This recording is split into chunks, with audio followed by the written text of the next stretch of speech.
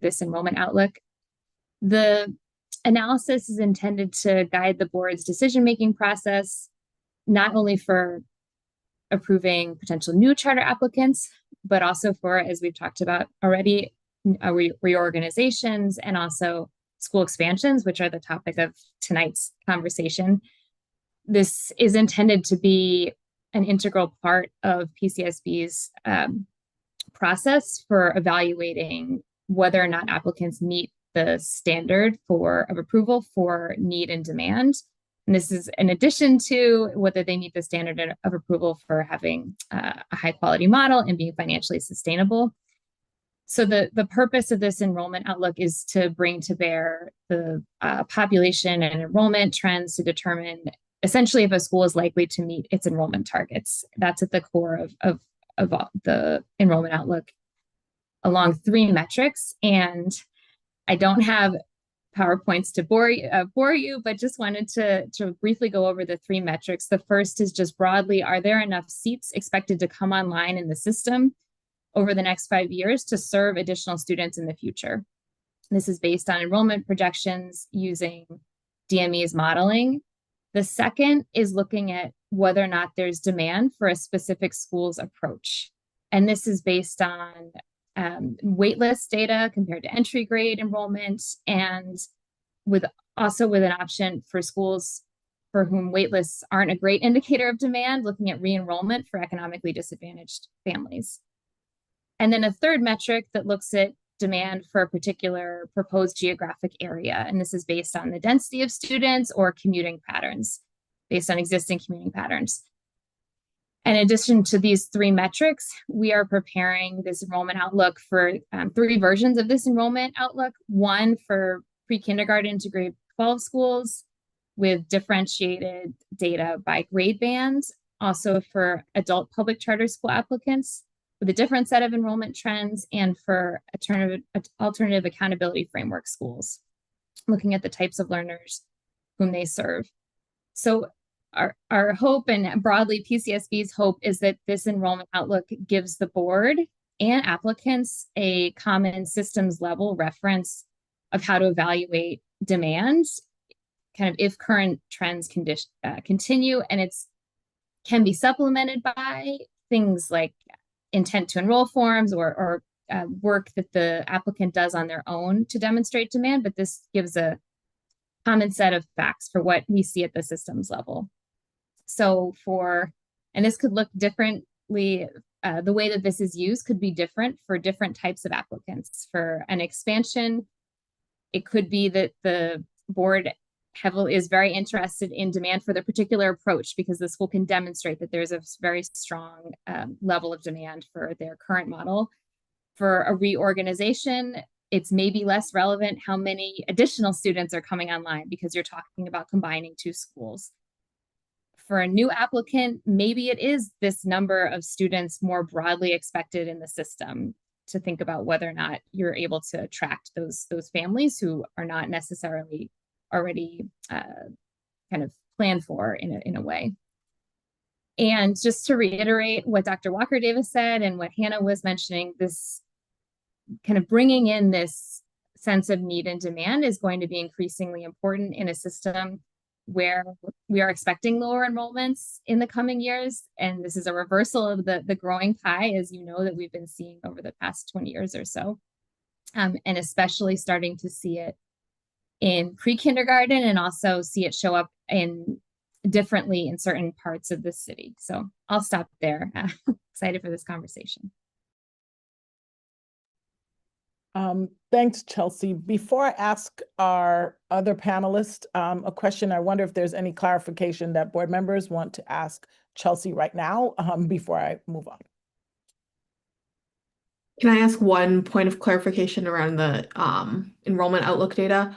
Is quality data from like accountability scores, either OSCEs or PCSBs, layered in to this, or is this something, Dr. Walker Davis, that PCSB staff would do on top of that? Just trying to understand where that lives in terms of these metrics. Yes, so the academic accountability information is baked into our standard of approval. So that is one part of the analysis that we do, and the enrollment outlook supports schools' responsiveness and our analysis of need and demand. So they both come together, but it is not baked into the enrollment outlook. And I don't know, Hannah or Chelsea, if you wanted to add anything more there. What I'll add is we had a lot of internal discussions as a staff around that intersection between demand and quality. I know Chelsea also has some thoughts on that as well. Ultimately, if the central question we are answering is, will the school likely meet its enrollment targets?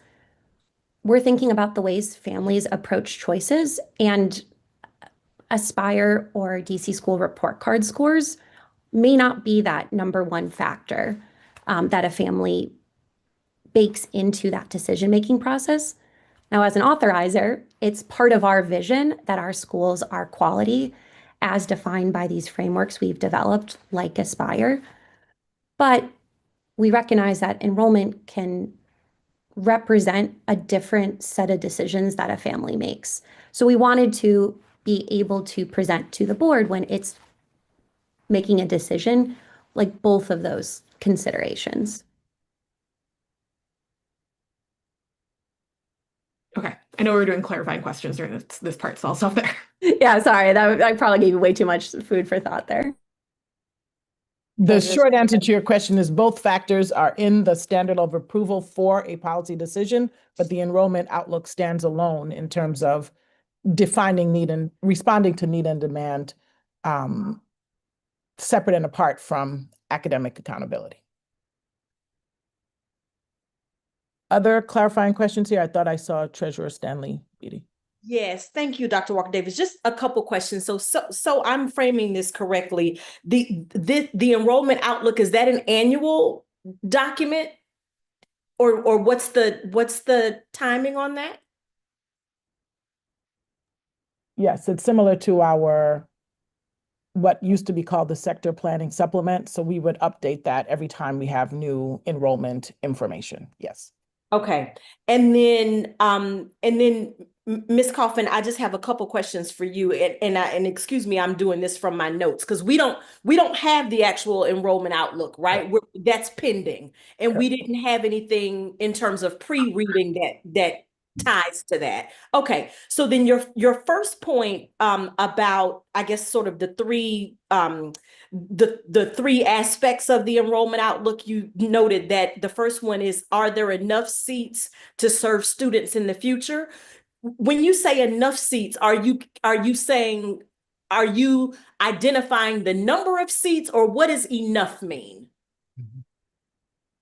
That's a great question. Thank you for the clarification. For this, we're looking at enrollment projections. And essentially, if a new school is coming online and they want to serve 500 high school students, given the enrollment projections coming out of DME, do we expect there to be 500 additional high school students over the next 5 years? Okay. And I think it doesn't mean that a school can't open, but it kind of gives you a sense, again, as Hannah was mentioning, is a school likely to meet its enrollment target? And that's for this enrollment outlook, all of the analysis is geared towards answering that question. Okay, and so the piece of data that you mentioned from the DME is what? Just so I have it again. Yes, of course. It's the DME is required to produce regularly enrollment projections. Okay. And they're based on they are the experts, but essentially they're driven by births in this city and grade progression ratios. So kind of the number of students who move from pre-kindergarten to pre-K4 to kindergarten, and so on. So it's kind of similar to enrollment projections that we do at the DC Policy Center, kind of given if current trends continue, what we can expect to see in enrollment. And the really important driving factor of those projections, in my mind, is the decrease in births that has been alluded to in DC. It's just a numbers game, especially for those younger grades. Yeah, no, so that's the interesting part. So I would assume then that the DME or you or whoever is sort of producing the report, you're taking into consideration the kids that are matriculating through the system, but then also new kids that are perhaps introduced to the system. There's some way that the demographic research backs into both. Correct. Yeah, Okay. it's looking at kind of just, if we tend to get a lot of new sixth graders on net coming into DC schools, Yep. that is part of the model. Yeah, thank you for asking. Sure. And then just one other question. You mentioned also density and commuter patterns. I'm just curious how are you using that to feed this particular data set? Not that I understand density and commuter patterns. I'm more so asking how you're using it to feed this set of information. Definitely. So for this, for thinking about demand for a geographic area, we're looking at the students who tend to live close to a proposed location, the number of students, the density, and whether or not students tend to commute into that area. And it's giving a sense of whether or not this is going to be an easy location for where you can find students to go to. It doesn't, again, like none of this is the be all end all for meeting the standard of approval or not, but it gives you a sense if a school says we want to be a neighborhood school and they're looking to locate in a neighborhood cluster of the city where there just aren't a lot of students for their grade band, it's going to be harder for them to recruit. They're going to have to pull a lot of students who are at existing schools. And similarly, if a school says they want to be citywide, but they're looking to locate at an edge of the city that is not particularly accessible by transit, they're also going to have challenges. So it's not perfect. And like, I welcome suggestions also, but just kind of thinking about, again, if current trends continue, is this a reasonable place to expect it to be easy for students to come to, whether you're looking to recruit from the neighborhood or pull from a citywide population? I got it. That's helpful. So you're using that to determine if the actual location makes sense for this. I got it. Okay, that makes sense. Thank you. Okay, thank you, Chelsea. I'm sure board members may have additional questions as our conversation continues, but I did want to switch to Dr. Sutter. So thank you for being back. You joined our roundtable in December on the school reorganization policy. And today I'm going to ask you to speak both from your perspective in terms of mergers and acquisition work, but your perspective as a trustee, right? LEA trustee. What attributes make for a successful merger or acquisition, and how do the changes we've made to the policy support that successful merger or acquisition? Yeah, thanks for the question, Dr. Walker Davis, and thank you all for having me tonight. So I'm going to start with the second part of it, which are the changes that you've made to the policy. So I think one of the most important changes that I think really improves the policy is the way you've treated the emergency acquisition timing. I think the switches that you made to count days from the time a school decides that they're going to take action and to make sure that it is not constrained by dates on a calendar because emergencies are unpredictable, but rather made clear in terms of the sequence of timing. I think that's really important. I think another thing that is really helpful in the policies that you've made adjustments on are the focus on strong organizational capacity, because that moves towards my response to the question on what makes a good merger acquisition. You had indicated it in there before, but I think really calling out what goes into having a strong organizational capacity to enter into one of these transactions is smart. I also think that the timelines you've put in there are focusing on getting folks to think ahead. And that's where board and trustee governance comes in, because I think what isn't in the policy, but what I hope will become a practice coming out of this, is that boards of trustees already think about succession planning for their leaders. They already think about strategic planning for the future of their school. They think about growth planning. Hopefully now they'll also think about the potential for school reorganization. Under what circumstances, under what conditions might we be willing to engage in a merger? Might we seek an acquisition? Might we seek to acquire another school? And so the timing that you're putting in there really forces the hand of schools to be forward planning in their work, that this is not a thing they do at the last minute, but it's something that has to be part of a cycle of planning. Back to the other part of the question about what attributes make for a successful merger or acquisition. They're unique. So different transactions will take shape and be qualified as successful or not successful for lots of different reasons. But I think a couple critical things are true. Knowing your why. Why is the board and the school pursuing this transaction? And then how is the transaction that they are pursuing and proposing to their authorizer lining up with their why?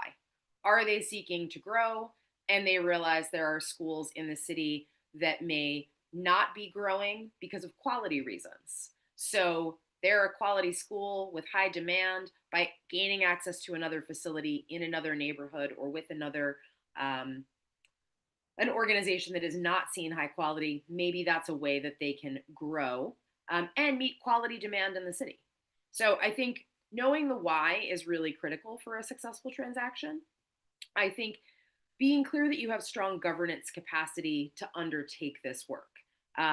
No one has, I was going to qualify it, but I think I'm not. I cannot think of an LEA in town that just has an extra person sitting around who's ready to pick up a merger or acquisition and run with it.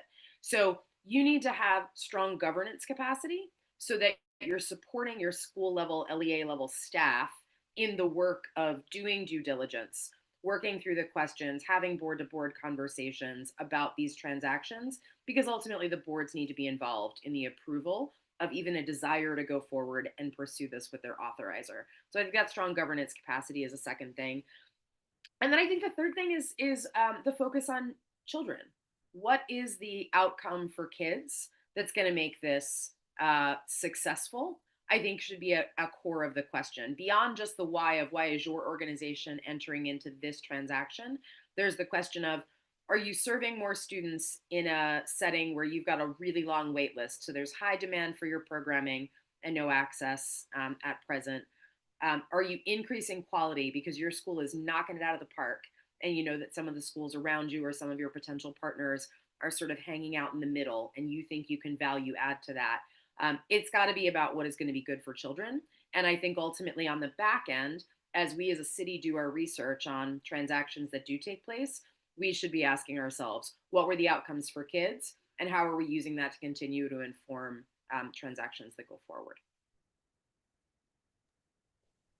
That was helpful. And I actually, board members, am going to ask Peter to speak to some of his lived experience. And then maybe you can ask both Dr. Sutter and Peter some questions around this. So Peter, Washington Latin recently opened the Anna Julia Cooper Middle and High School. And that involved a physical location and 2 new campuses. So how does what Jess just offered in terms of markers of success resonate with you? How does what Chelsea offered about considerations resonate with you? And what challenges did you face with your expansion or might anticipate an LEA facing in that effort? Thank you, Dr. Walker-Davis. Before I answer those questions, just want to say that part of my lived experience is not just going through this expansion, but having been in New York, where I was involved in co-locations and in both the Bronx and Harlem, and also serving on boards, both in the New York, New Jersey area and also here in DC, including the Common Lottery Board, including the board of another charter school, including the Charter Action Board, and also serving on the executive committee for the Charter Alliance, which allows me to engage with other LEA leaders who are struggling with some of the same issues and sometimes having to represent them. So just want to share that. I have lots of different experiences that I'm leaning into as I respond to your question. The real complexity of opening a physical facility is not just about enrollment projections, but and in our experience, it wasn't just about whether or not we could fill the seats. We've been fortunate in that we have had a record number of applicants for admission. Almost every year that I've been at the helm of Washington Latin, there was one year where we had a dip during the pandemic, but we've had record numbers of applications every year, including for the next admission cycle. So it wasn't just about the enrollment projections, but it was really about community trust. It was about culture, both staff culture, replicating staff culture, and being able to transfer what was important about student culture and operational readiness. And to Jess's point, governance was also really important. So being able to have a board that understood the complexity of the issues that we were dealing with as we were thinking about growth and thinking about expansion and thinking about relocation into particular space, and making sure you actually had the right board, so the right board members, the right set of skills, experiences, and expertise to be able to provide the right kind of thought partnership for leadership to be able to navigate the challenges and complexities that we were going through. Demographic data is important, and certainly we are always thinking about what's happening and looking at the projections and looking at what might be true or not true for us. But it can both inform and mislead. Families, particularly the ones that for us have specific reasons for choosing Washington Latin, and neighborhood enrollment trends don't fully capture for a distinctive model. So whether it's for a classical model or for some of the language immersion schools that draw from multiple wards, we draw from all 8 wards. And when you're thinking about that, you've got to sort of think more broadly about that. And then for us, it was an equity dimension. Our expansion was partly motivated by wanting to serve more students farthest from opportunity. And that kind of mission-driven demand doesn't always show cleanly in citywide data. So while we appreciate it and we think it's very valuable, sometimes you have to be a little bit more nuanced. One thing that we did not anticipate when we went before this board, a different configuration of this board, for enrollment ceiling increase, is we had imperfect and incomplete information. We had an enrollment ceiling increase in 2019 or 2020 for a projection that was many, many years into the future. And we were making some assumptions that, and schools, when they're thinking about expansion, sometimes will make assumptions based on incomplete or imperfect information. And one of the things that we didn't anticipate was the fact that we were going to have a continuing escalation of demand. And so much so that we will likely have to come back before this board for an increase in our enrollment ceiling in order to be able to fill the senior year of our Cooper Campus High School. And so that's one of the things that I think is sometimes challenging, because the board was very careful, the leadership was very careful. We were trying to look at all the numbers and make the right projections, but couldn't anticipate some of the things that were coming down 5, 10 years down the road. Chair, I want to stop here before I go on to more questions in case board members have things coming up right now.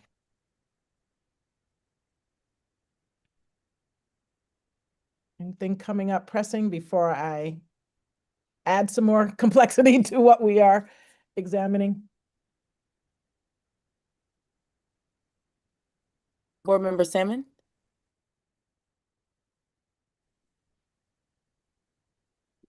Yes, I have a question for Ms. Sutter. You talked about the importance of the why as a predictor of whether a merger or an acquisition is likely to be successful. Was that the why matters? Yes. What does the research show on the whys that result in successful combinations and the whys that don't? I love it. Great question. So now I get to talk a little bit about the work I'm doing with our friends at NACSA, which actually shows there isn't nearly enough research to help us answer those questions effectively. So one of the things that seems to be a trend in the whys that schools pursue it. One reason schools are pursuing mergers or acquisitions, and I'll be very frank, most of what we have seen nationwide are truly acquisitions, not mergers. There is almost always a lead partner that is subsuming the other entity inside it in some form or fashion, whether they maintain some organizational identity of the original school or not. It's almost always an acquisition. One of the reasons for this is financial difficulty. So you're having schools that are financially struggling, being subsumed into organizations that are financially stronger and looking to grow. New York in particular has seen a number of these transactions because of the charter cap and the law that limits expansion. And so there's real competition to be able to grow and expand. And one of the only ways that's possible right now is via acquisition or merger. The policy in New York also enables it, and there are authorizers that are more open to it than others. So there's multiple authorizers in New York, and SUNY has been more open to this in the past and seen some of these transactions take place. We're also seeing them as a means of acquisition for schools approved to do so under declining enrollments. So the ways that schools used to grow by organic expansion, we'll just open another campus, and if we build it, they will come, is no longer going to work in some places. And so we're seeing schools across the country begin to pursue growth via acquisition as a means of expanding their program and subsuming other schools where enrollment is dwindling, perhaps because it's a similar program to what is offered many times over in the sector, and a unique program with high demand is able to subsume that school facility and much of that student population as part of it. To the point, though, that you ask about the why, I think one thing that we're also seeing is that folks often believe that there are cost savings to be earned in some of these transactions that may not be accurate or realistic. So they believe that perhaps there are a couple of transactions where folks have come together to form a new CMO-like organization, and they assume that getting rid of 3 back offices and having only 1 back office will offer valued cost savings. That isn't always the case. Sometimes folks think it is and I say this tongue in cheek, a quick fix to a leadership succession issue. We know our leader is leaving. We're not sure who the next leader is. We'll just look to merge or be acquired. Turns out to be a lot messier than many folks expect and understand. And so there often is more turmoil and less of a smooth transaction and transition than they hoped for. So I still think knowing the why is important. I may add a caveat, which is communicating that why to your stakeholders and making sure they're all on board with it as well, so that when the inevitable pains that come with growing via merger or acquisition happen, if folks were on board for here's our purpose, here's why we're doing it, yes, we may expect some bumps in the road along the way, but if we were clear with you on what we hope to accomplish and we believe it's possible, then we go through this road together. One more question. Yeah. Do you think that the policies we're looking at adopting allow us to consider the why? Do they factor the why in? You say the why is important. Yeah. Do our policies reflect a consideration of the why in the ways you think might result in better predictions of success? It's a great question. And I mean, I think I can say confidently that it isn't called out in the policy. The why isn't called out. I do think that I haven't seen the draft application yet, so it certainly could be part of the application. I might encourage that it be part of the application so that you do get the why from your potential applicants. The other thing I might offer, and it is meant to be a friendly critique. There are authorizers around the country that are engaging in these mergers and acquisitions with their schools in their portfolio that do not have policies on the books. They are using their existing authorizing practices, and they are putting those practices to work pragmatically to say, all right, well, we have practices for approval of enrollment ceilings. We have practices and policies for this. We'll just put them together and use it rather than creating a new policy. The why factors in a lot there as well, because then when we're applying our existing practices, but we're doing it to a new situation, there's a bit of authorizer discretion that is expected there. And I hope that however the board moves forward with its policy, you don't give the illusion to schools that you won't exercise rather authorizer discretion, because I believe that you should. You should be exercising authorizer discretion in this. Even if you choose to say, we've got a really clearly outlined policy, there should still be space for authorizer discretion in there. And the why I would encourage you to make really important in that aspect of the work. Thank you. That's very helpful. If you have the time to do it, I'd appreciate, not now, but your thoughts on what changes we might make to our policies to reflect what you're saying. Okay, I appreciate that. Dr. Walker Davis and Hannah know where to find me. Yes, I did want to make just a clarification to what Dr. Sutter shared. We have been operating like other authorizers in using the policies that we have to react to inquiry that comes forward. And what we heard both from this board and others is a compelling case for creating a policy so that there is some clear communication about what our expectations are. And I think your point is well taken, Dr. Sutter, that that should not limit our ability to be responsive and exercise discretion. And so for board members, this letter of intent is a key part of us starting to wrestle with the why for a school. And absolutely, we could have that as part of the application to make that a critical step. And we've done that in our application process. I'm sorry, Chair, yes. Thank you. I just have two questions here. I know we need to move on.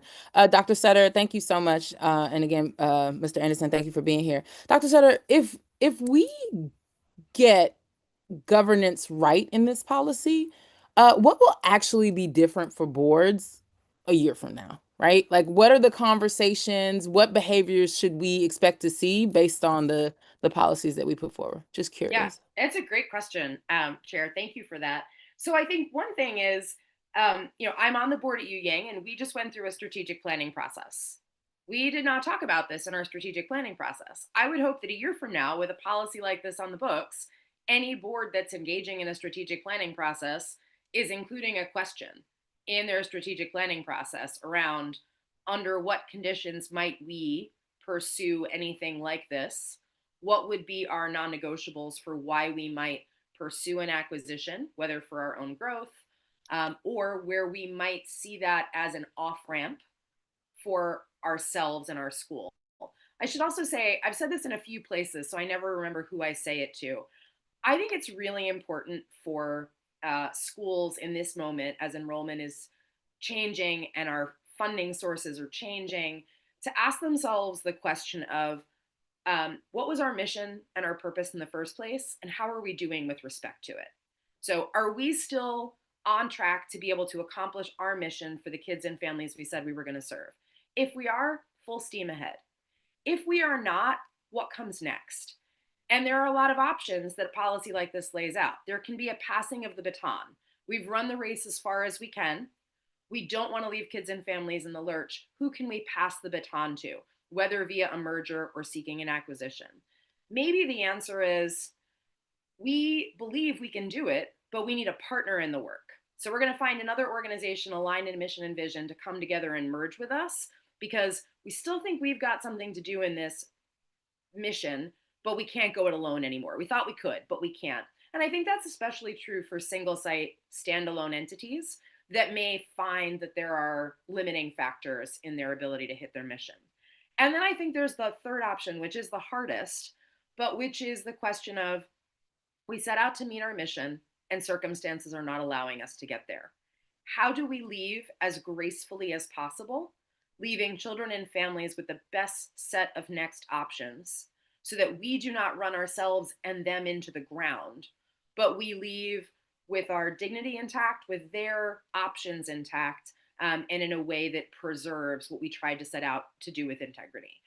Those are really hard conversations, but I think if this policy is passed, those are the kinds of conversations I'd want to see boards having as part of their own strategic planning processes. Dr. Sutter, wow. I was on mute, so you couldn't hear me going. That was well said, and certainly a big piece of thinking, a nugget to chew on there. Thank you so much. Peter, would love to hear you answer the same question, but from a school leader perspective. If we get our governance right, we get this policy right, what will be different with respect to questions that school leaders are asking themselves and as they're planning? Thank you. Thank you. So with regards to what school leaders would be asking themselves, I think part of what school leaders would be asking themselves is, do they have clarity about the expectations and the the criteria for expansion. And I do think that this policy does offer more clarity. It provides a standard that's higher than the previous policy. It gets a lot of things right. And I do think that that is something that will be reassuring for school leaders. One thing, though, that I do want to speak to, which is, I think, maybe an area where we could go even further, getting the policy right, um, is with regards to de minimis expansion. So this new policy, like I said before, is a genuine improvement in many ways, but it does still apply the same multi-stage gauntlet. So a notice of expiration, a letter of intent, a full written application, a public hearing, a capacity interview, a board vote. And these are important, but it applies to every expansion regardless of scale. And the old policy at least had a de minimis carve-out for requests fewer than, I think it was fewer than 10 students or less than a 5% enrollment increase. The board could use discretion in waiving some criteria. The proposed policy appears to have eliminated that explicit safety valve, and I do think that that's worth flagging. So I do think that that might be one little tweak that we want to do to get this right, because I do know that there were at least two LEAs that had to have de minimis expansions recently.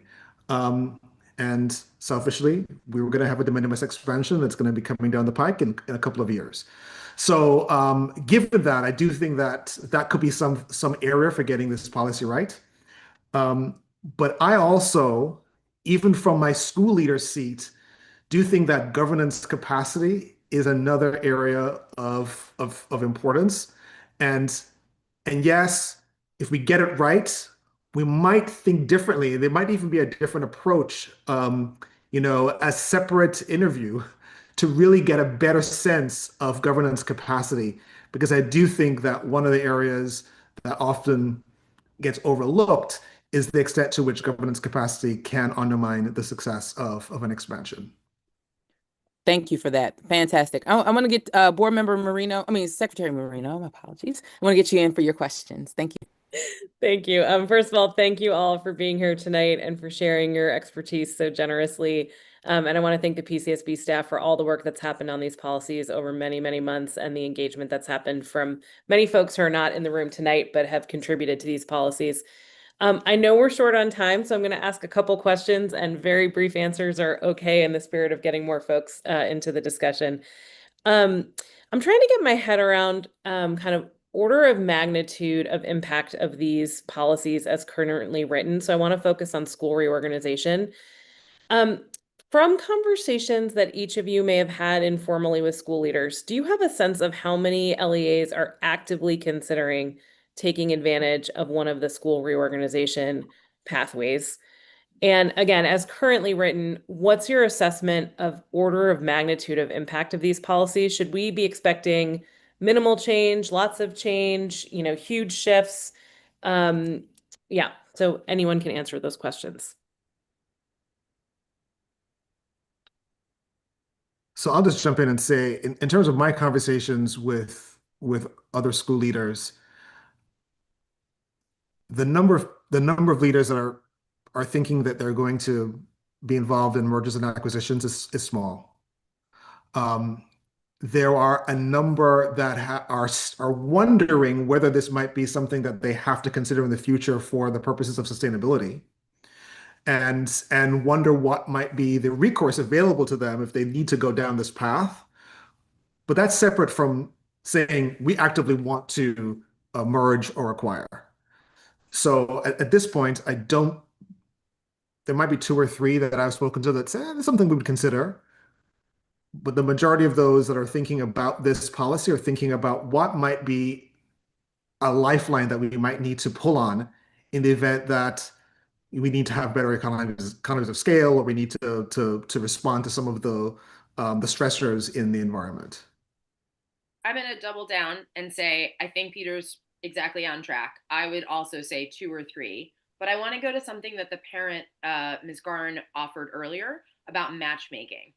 So I heard that suggestion and a specific suggestion that the PCSB act as matchmaker.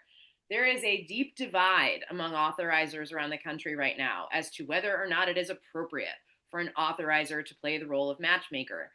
There are some that have played that role and feel confident and comfortable that it is still their role to play. There are, maybe I might venture to even say many, who think nope. And I think the best quote I heard on it was, "I will bless your marriage, but I'm not going to arrange it for you." So I think that's a really good way of putting it. But I do think there is a call for there to be marriage arrangers when it comes to nudging people towards these policies. And I think there's a lot of discussion as to who the right nudgers are for this. So I think that right now I concur with Peter that I think there are a couple of school leaders that are actively thinking about this as a maybe in the next year or two we might take advantage of this policy. I think with the right matchmakers, you might see that number increase to 5 or 6 or something in the neighborhood of 10 or fewer. And I think you might see even more if you were considering some of what Ms. Garn suggested around cross feeder pattern as an option for policy in sector planning, or shared services agreements that expanded a little further than what many schools have engaged in now. That's very helpful. And I think if any of you have additional feedback on what we could change either within these policies or in our accountability policies or other levers to make these policies like more useful for more LEAs to consider, I think that would be helpful. My last question, maybe I'll just name and then invite feedback at another time or in whatever way makes sense. But I think one of the things I'm wrestling with kind of comes down to this discussion we were having earlier on the why behind mergers and acquisitions. And I think this is a policy design choice. You know, the current school reorganization policy is written with very clear criteria up front, and I can understand why it sounds like it's quite responsive to what school leaders have been asking for. And I think I also hear, like Peter, to your point about de minimis expansion and the other policy, we want to create space for innovation. And so one of the things I'm struggling with is to what extent do we gate upfront who even puts in an application? Or do we treat it more like we do with a new school opening where we say a lot of people can put in an application and we're going to use really clear review standards to decide who meets the bar? So again, in the interest of other folks having time, we don't need to get into that now, but that's something that I would love feedback on at some point.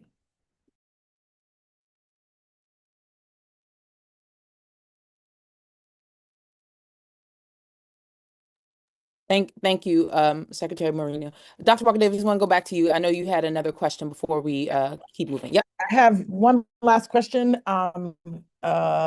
Conversation with the board would not be complete without reference to Aspire. So I'm going to actually go to Peter and ask you, where do you see Aspire adding the most value in decisions about mergers, acquisitions, and expansions? And where should it be complemented by other considerations? I know you spoke a little bit about this. And Chelsea, I'll ask you to just join in here because you were asked this question at the beginning around, we have this enrollment outlook, but how do we balance, how should we approach balancing quality and demand in our decision-making? Thank you, Dr. Walker Davis. You know, I always like to talk about Aspire.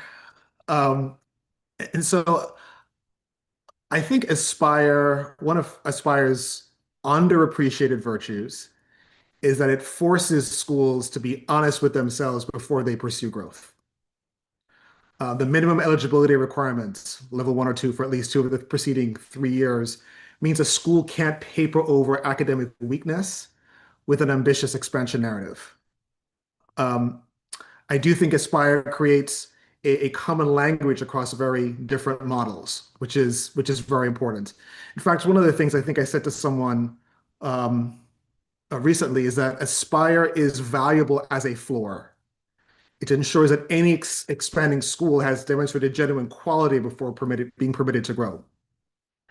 And Aspire's current metrics may not adequately capture what makes a model worth replicating. So things like community responsiveness or distinctive pedagogy or the school's relationship with families or a commitment to holistic development of young people that looks beyond college and career readiness to something like readiness for human flourishing. I will say one thing because I have to, in that classical education exists precisely because its founders believe that what makes a human life go well cannot be reduced to academic proficiency scores. And I'd argue that that belief is not just a philosophical preference. I think it's a practical educational claim because schools that cultivate genuine curiosity, moral reasoning, and civic identity produce graduates who are more resilient, more adaptable, and more capable of navigating complexity. And I do think that this is an area where a future version of Aspire could perhaps measure that more closely. And I do think that in the context of expansion, a school seeking to replicate should have demonstrated not just that its Aspire scores transfer, because I do think that's important, but also that its culture transfers. Because culture is what actually produces human flourishing, and culture is exactly what gets lost or diluted in poorly executed expansions. And the policy has a consistency of mission standard, which I think gestures at this, but it's framed in terms of design elements and research based rather than the lived experience of students. And so I do think that's a gap worth naming. And I do want to also just double down on the idea that while Aspire, again, is an important metric, and you certainly want to make sure that there is a minimum level of academic quality before expansion. We do have to look at governance capacity and leadership pipeline, because a school can score well on Aspire and still lack the board or leadership depth to survive a merger or major expansion. Thanks so much. I won't add too much to what Peter said, but I'll just say, I think when I think about the enrollment outlook, it tells part of the story around the potential need or the demand for a school, and it must be, in my mind, complemented and preceded by a high quality demonstration of high quality for a model. And I think you need it, and I think it's a little bit different. You need both for an expansion. As Peter was saying, it's quite clear that you need to be able to serve students well and have additional families coming online for you. I think it's a little bit trickier to consider looking at a reorganization. I think for an acquisition, if you're looking at just the demand or the quality, for example, of the stronger partner, it seems easier. I think it's trickier for a merger when the merger might be starting, as Jessica has been talking about with the why, from a place of more moderate strength to evaluate kind of the need and demand and academic quality. And there may be one that comes out ahead of the other. Maybe it's quality in that case for the merger. So, but I think that's something that comes to mind with me, is just that I think, as everyone has been saying, the importance of discretion and communicating when that discretion can be a part of the process will be really important moving forward. Thank you both, Chair. I don't have any more questions for the panel, but we are available to either staff or panelists to answer any remaining questions board members have. And I do want to remind us that we do have a public hearing for this policy as well. But as we have our panelists here, if there are other questions board members have, try to get to those. Certainly, Dr. Walker-Davis, and thank you. And again, thank you so much to our panelists. I know we still have a little bit more time, but you've given me such big old nuggets to think about. So much appreciation. Thank you. I want to turn it over to Treasurer Stanley Beatty, who has a couple of questions or not. Yeah. We'll go from Thank you, Chair. So I just wanted to share two sort of strong thoughts that I have around both policies. And then, Chair, I recognize that a better place to flush this out may be in subsequent public hearings, but I at least want to share two thoughts. So one of them is around the finance standard, and this is applicable to both policies, both the expansion and the reorg. I wrestled with, I know we tied the financial standard to the FAR, but then I know there's also sort of the catch-all of, I think we use the word something like, or other statements or something like that. So I get that and I appreciate that. What I would like to see, and I recognize that I'm saying this for the first time because I've wrestled with it a little bit. we tie it specifically, the financial standard, I mean, to key financial indicators, and we reference the FAR. I would like to see us think about introducing the idea of trends as well, right? Because we shouldn't just be relying on whether or not an LEA meets a particular KFI at a point in time. That's almost like a balance sheet theory, right? Like as of today, you've got $20 in your checking account, but tomorrow it could be gone. I would like to see us introduce the idea of financial trending in both policies. And we can talk about whether the trending is over a year or 2 years, or perhaps it's over the last review period. But I think something like that would better serve us in terms of truly evaluating financial sustainability. For expansion policy, obviously, it's for the LEA that's expanding. For the reorg policy, it would specifically be for the LEA that's acquiring, right? And in the case of mergers, you would look at, well, I guess in the case of mergers, we could talk about what that would look like. But in acquisitions, it's clearer, right? It's the one that's leading the acquisition. So I want to introduce the idea of trending for finances under the finance standard. And then my other sort of strong thought is I want to get more comfortable with our analysis and how we are truly going to look at and evaluate need and demand. I think that's critical in both policies. And I understand that we'll have this enrollment outlook document, and I look forward to reading that, consuming it, and talking about it. I would assume that that's not the only thing that's going to guide us. And so I need to get more comfortable with what that process is going to look like, and what standards we're going to introduce, and sort of what that evaluation looks like. Because I think that is the backbone to a lot of this conversation. And depending how you cut the pie,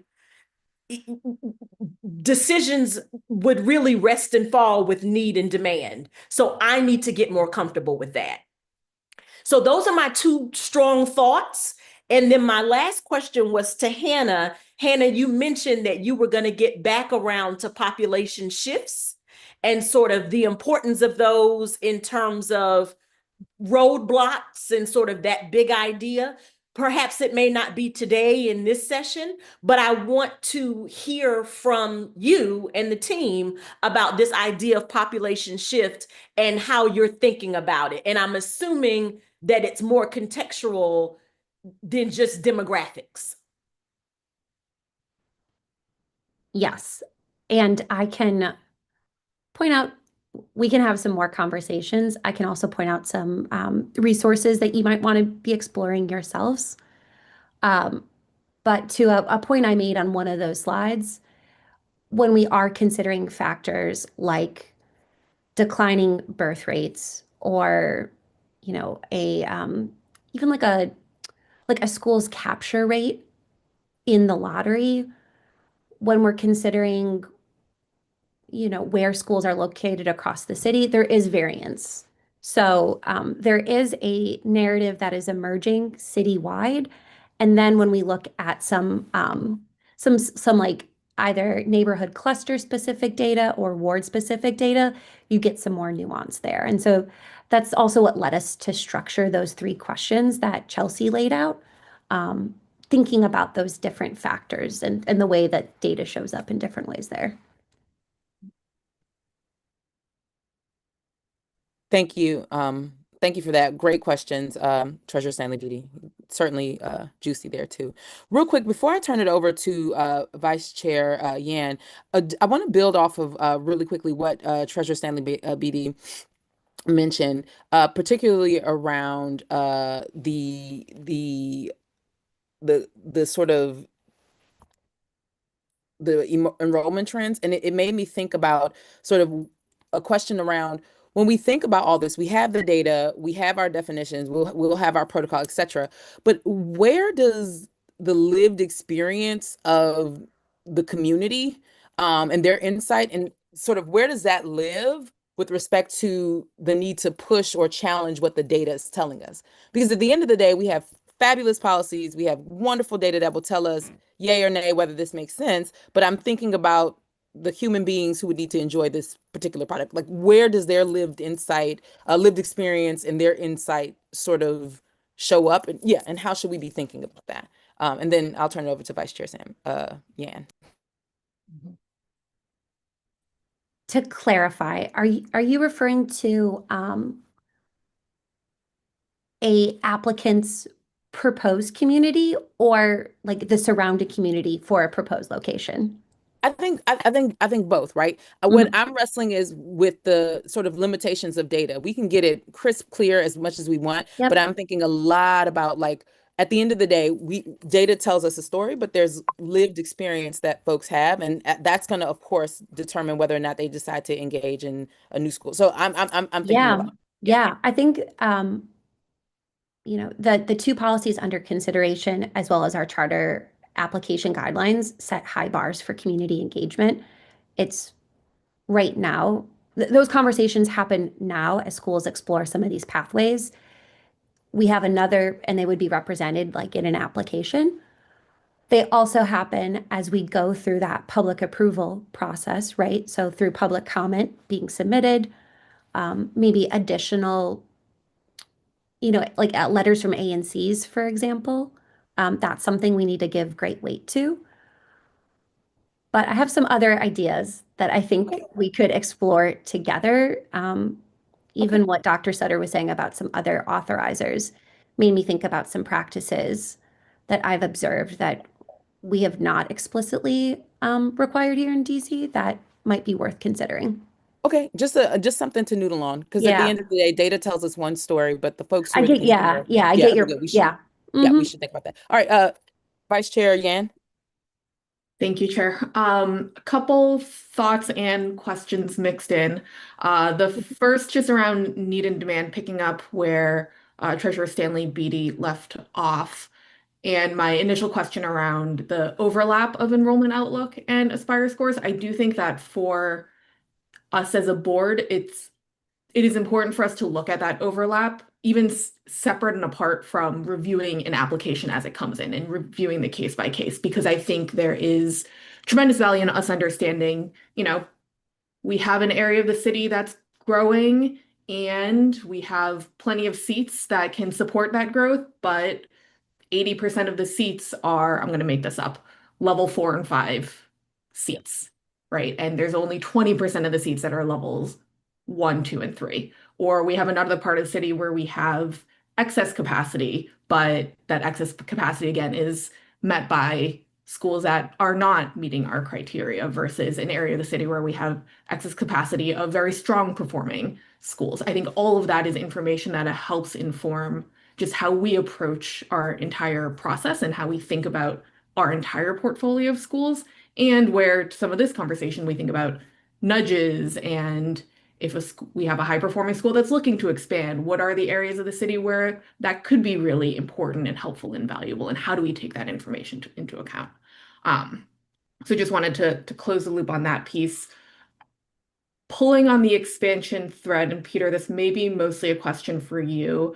I have grappled with for a time the sequencing of finding a facility relative to this entire process, because we know, and Dr. Sutter to the why, that why can be really grounded in location and grounded in, we know that there is demand in a certain area of the city. We want to serve that city.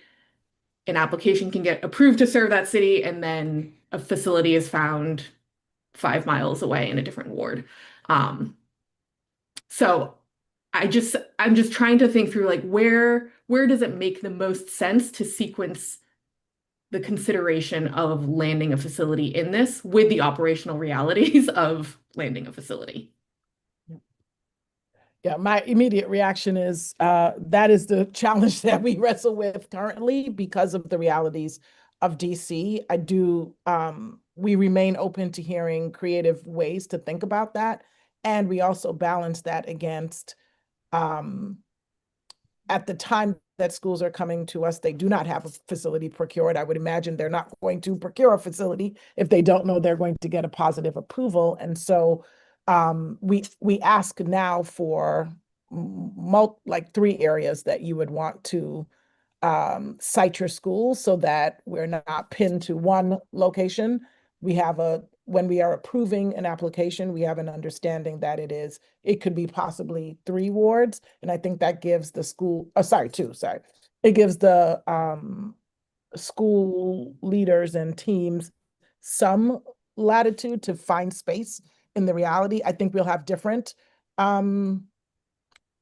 a different level of ability if we're talking about a merger, because schools are existing and they are probably going to choose one of or some locations that currently exist. But we currently do not have a better way to solve that problem. I will say, though, that the facility location does introduce another element of community engagement and community perspective and lived experience. So not just at the time of them submitting their application and of getting approval for their model, when they go to locate in a community, we are also asking for a level of engagement of that community for the siting of the school. And so I think it gives us another opportunity to address need and demand in a different way than the enrollment outlook.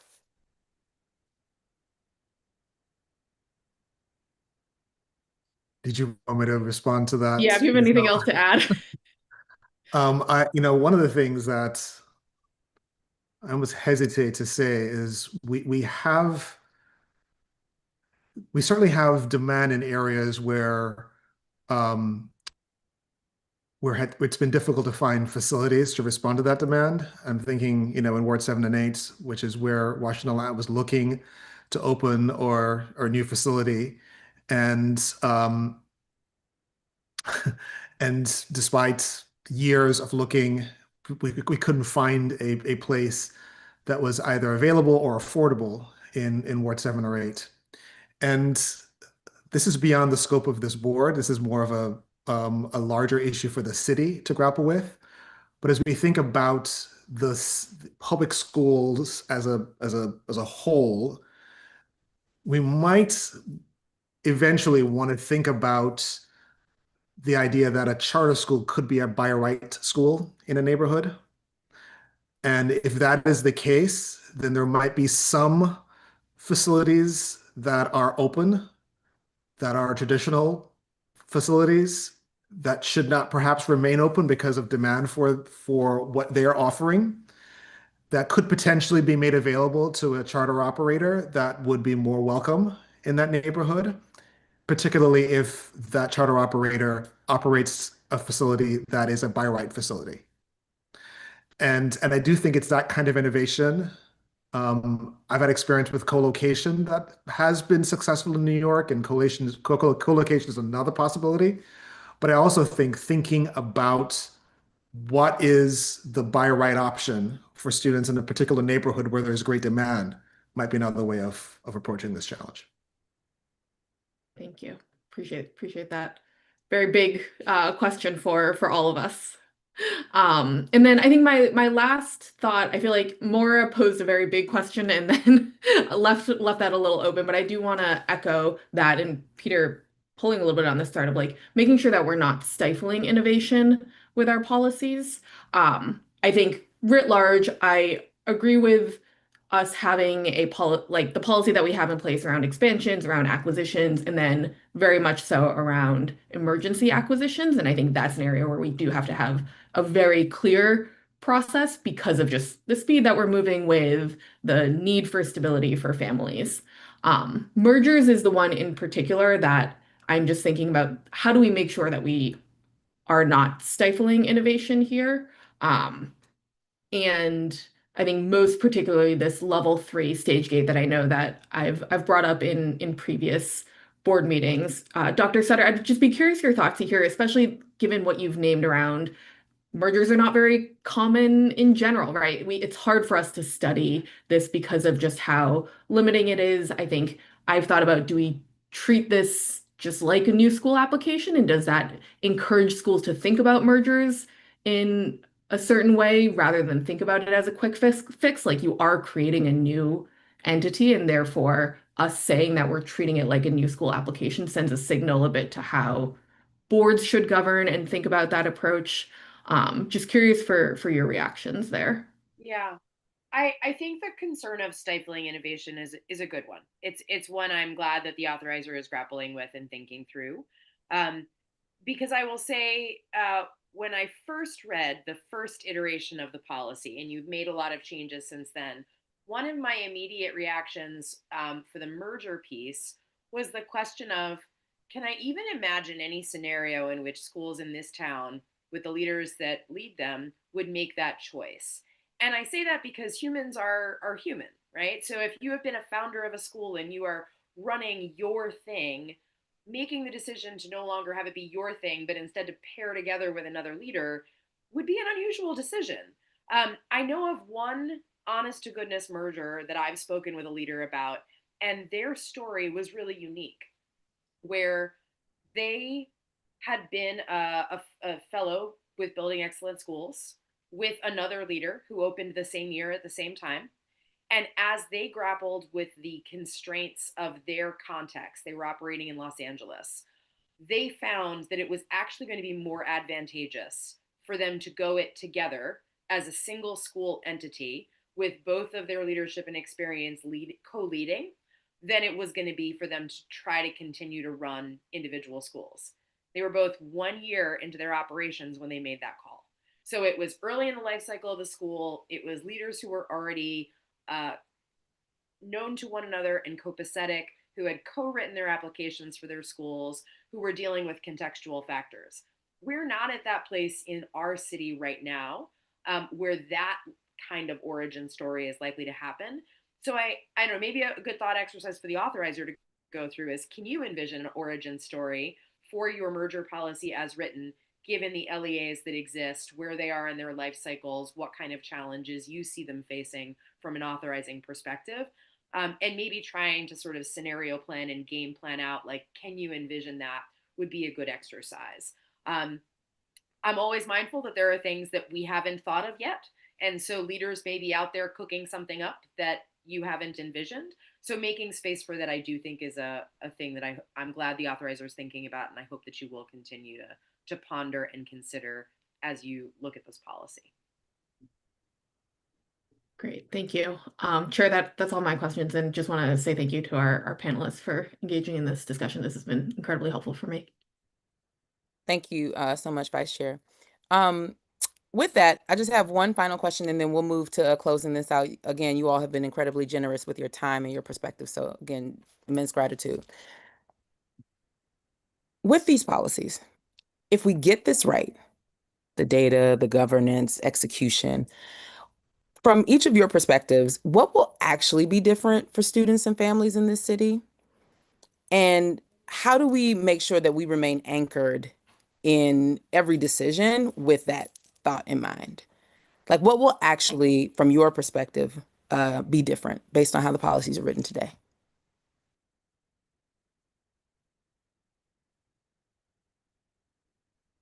Anyone on the panel can answer. I can kick us off. I think for me, I really liked how, like, some of the themes that have been highlighted tonight about increased awareness for boards that translates into more future planning and moving school leadership towards thinking through some of these tough conversations that would translate into better landings for families and students that are affected in the future. And I think when we look at, like, the DC Policy Center enrollment projections, which are somewhat aligned with the DME ones that are coming out a refresh soon, we're losing about 3,000 pre-K and elementary school students over the next 5 years. So that's, I don't know, somewhere between 7 and 8 schools, fewer kids who are going to be coming online. So this is not a question of, like, you know, this is not a hypothetical situation about whether need and demand, for example, becomes a bigger part of the conversation, and whether there are going to be more acute decision points for certain schools. And so I really think that having these policies on the books and getting as much as PCSB can push these out to charter school boards and get them really immersed in this language and like, again, like, pushing school leadership to think about it, because school leaders are people, they may not be something that is top of mind for them with all the other pressures they're under. I see it having a real impact potentially for students and families at certain schools in particular.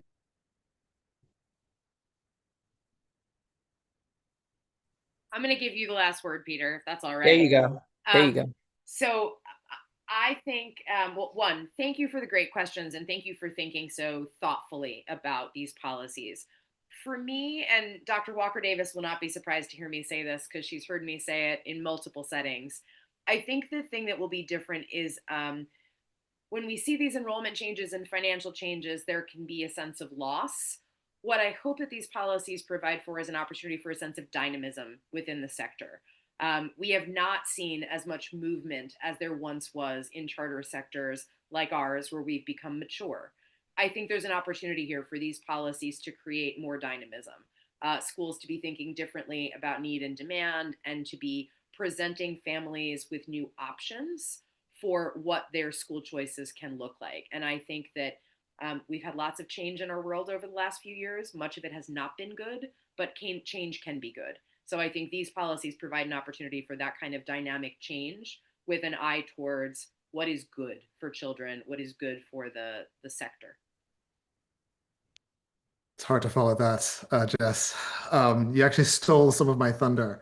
I will say, though, that if we get these policies right, a child growing up in a neighborhood that has been historically underserved by quality schools will have a real option. Not someday, but within a planning horizon that the authorizer has actually thought through. A family that chooses a school or chose a school for its values and culture will have confidence that expansion didn't hollow out what they chose. A student with a disability won't be quietly filtered out of schools that aren't growing. A family at a struggling school won't get a closure notice in May with nowhere to go in September. Those are the stakes. The data, the frameworks, and the governance standards all matter because they're what make those outcomes more likely. But they're not the point. The children are the point.